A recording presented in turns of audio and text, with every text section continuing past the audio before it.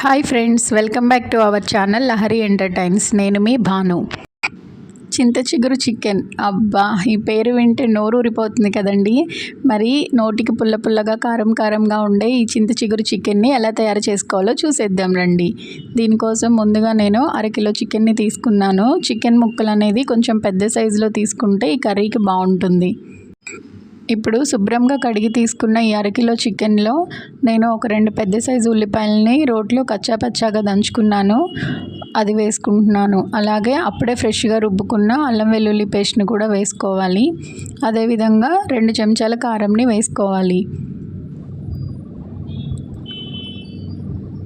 కారం వేసిన తర్వాత కొంచెం పసుపు, అలాగే రుచికి సరిపడినంత ఉప్పును వేసుకోవాలి. ఇక్కడ నాకు 2 టేబుల్ స్పూన్ల ఉప్పు అనేది సరిపోతుంది. ఉప్పు కారాలు అనేవి మీ రుచికి తగ్గట్టుగా మీరు వేసుకుంటే బాగుంటుంది. ఈ విధంగా అన్నీ వేసుకున్న తర్వాత 1 టేబుల్ స్పూన్ నూనెను వేసుకొని ఒకసారి బాగా ముక్కలన్నింటికి మసాలా పట్టేలాగా కలుపుకోవాలి. వీడియోలో చూస్తున్నారు కదా, నాకు ఈ చికెన్కి మసాలా అనేది చక్కగా పట్టింది. ఇప్పుడు దీన్ని పక్కన పెట్టేసుకుంటున్నాను.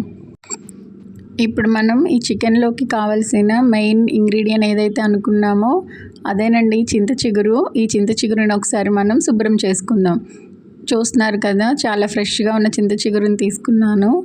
ఇప్పుడు ఈ చింత చిగురు మొత్తాన్ని కూడా బాగా నలుపుకోవాలి. ఈ విధంగా నలపడం వల్ల ఏమవుతుందంటే ఆకుల మధ్యలో ఉన్న చిన్న చిన్న ఈనెలు కానివ్వండి, లేదంటే ఎండిపోయిన ఆకులు అలాంటిది ఏది ఉన్నా కూడా నీట్గా క్లీన్ అవుతుందన్నమాట. అలాగే కూరలో డైరెక్ట్గా ఆకులు వేసేయడం వలన కూర నిండా ఆకు అనేది తేలిపోయి ఉంటుంది చిగురు. అలా కాకుండా చక్కగా ఇలా వీడియోలో చూపించినట్లుగా నలుపుకొని చింత చిగురు పొడిగా చేసుకుంటే కూర చాలా రుచిగా వస్తుంది. ఫ్రెండ్స్, మరి మీలో ఎవరైనా ఫస్ట్ టైం మా లహరి ఎంటర్టైన్స్ ఛానల్ని చూస్తున్నట్లయితే ప్లీజ్ సబ్స్క్రైబ్ చేయగలరు. మరి ఇప్పుడైతే నేను ఈ కర్రీ వండేయడానికి కావలసిన ఉల్లిపాయలని పచ్చిమిరపకాయలని కట్ చేసి పెట్టుకున్నాను. ముందుగా ఒక మందపాటి పాత్రను స్టవ్ మీద పెట్టుకొని స్టవ్ వెలిగించుకోవాలి. ఇప్పుడు మనం కర్రీకి సరిపోయేంత ఆయిల్ని వేసుకోవాలి. ఇక్కడ నాకు 3 టేబుల్ స్పూన్ల నూనె అనేది సరిపోతుంది. మీరు కూడా మీ రుచికి తగ్గట్టుగా నూనెను వేసుకోండి. నూనె కొంచెం వేడైన తర్వాత వీడియోలో చూపిస్తున్నట్లుగా ముందుగా మనం చీల్చి పెట్టుకున్న పచ్చిమిరపకాయ ముక్కలను వేసుకోవాలి. పచ్చిమిర్చి కొంచెం వేగిన తర్వాత ఈ చింత చిగురు చికెన్లో జీడిపప్పు వేసుకుంటే చాలా బాగుంటుంది ఫ్రెండ్స్. అందుకని నేను ఇక్కడ ఒక 50 గ్రాముల జీడిపప్పును కూడా వేసుకుంటున్నాను.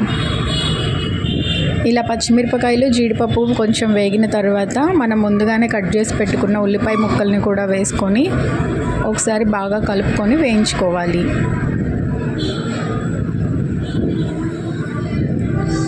ఇలా ఉల్లిపాయ ముక్కలు వేగుతున్నప్పుడే ఒక 1/2 స్పూన్ పసుపును కూడా వేసుకొని కలుపుకోవాలి. ఇప్పుడు మనం ఈ ఉల్లిపాయ ముక్కల్లో కొంచెం అల్లం వెల్లుల్లి పేస్ట్ని కూడా వేసుకొని ఒకసారి బాగా కలుపుకోవాలి. దీనివలన ఉల్లిపాయల్లోని పచ్చివాసన పోయి మంచి సువాసన అనేది వస్తుంది. మూత పెట్టేసుకొని మనం ముందుగానే ఉప్పు, కారం, అల్లం పేస్ట్ ఏదైతే మనం చికెన్కి పట్టించి పక్కన పెట్టుకున్నామో ఆ చికెన్ని తీసుకోవాలి. ఇలా ముందుగానే నానబెట్టడం వలన ముక్కలకు అనేది ఉప్పు, కారం చాలా బాగా పట్టి ఉంటుంది. చికెన్ కూడా ఉడికిన తర్వాత చాలా సాఫ్ట్గా ఉంటుంది. ఇప్పుడు ఈ విధంగా నానబెట్టుకున్న చికెన్ని వేగుతున్న ఉల్లిపాయల్లో వేసుకొని ఒకసారి బాగా కలుపుకోవాలి. కలిపేటప్పుడు మనం గంటె కాకుండా ఈ విధంగా గిన్నెను ఇలా ఎగరేస్తూ ముక్కల్ని కలుపుకోవడం వలన మనకి ఉల్లిపాయల్లో ఉన్న నూనె, మసాలా అనేది మొత్తం చక్కగా ముక్కలకు పట్టి దగ్గర పడుతుంది. ఇప్పుడు మనం మూత పెట్టేసుకొని ఒక 10 నిమిషాల పాటు ఉడకనివ్వాలి. చూసారు కదా ఫ్రెండ్స్, 10 నిమిషాల తర్వాత చికెన్లో ఉన్న నీరంతా బయటికి తేలుతూ చక్కగా ఉడికిపోతూ ఉంది. ఇలా ఉడుకుతున్నప్పుడే, పులుసుగా ఉన్నప్పుడే మనం ముందుగానే తయారు చేసి పెట్టుకున్న చింత చిగురు పొడి ఏదైతే ఉందో దాన్ని వేసుకోవాలి. చూసారు కదా, నేను వీడియోలో చూపిస్తున్నట్లుగా చికెన్ అనేది పులుసుగా ఉన్నప్పుడే ఇది మనం ముందుగా తయారు చేసుకున్న చిగురుని వేస్తే చిగురు అనేది ఆ పులుసులో చక్కగా ఉడుకుతుంది. దీనివలన చింత చిగురుకున్న పులుపు ఫ్లేవర్ అనేది చికెన్కి బాగా పడుతుంది. చూసారు కదా ఫ్రెండ్స్, అబ్బా చూస్తేనే నోరు ఊరిపోతుంది కదా.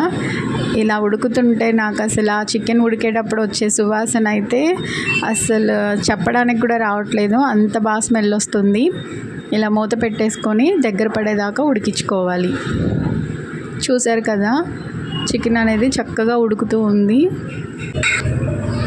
కూరలో నూనె కూడా చక్కగా పైకి తేలుతూ ఉంది కదా. ఇలా ఉన్నప్పుడు ఈ స్టేజ్లోనే గరం మసాలాని కూడా నేను రుచికి తగినట్టుగా వేసుకుంటున్నాను. గరం మసాలా అనేది నేను ముందుగానే తయారు చేసి పెట్టుకున్నాను. ఇప్పుడు దానిని కూరకు సరిపడినంతగా వేసుకొని ఒకసారి బాగా కలుపుకుంటున్నాను. ఈ విధంగా కలపడం వలన మసాలా అనేది కూర మొత్తానికి చక్కగా పడుతుంది.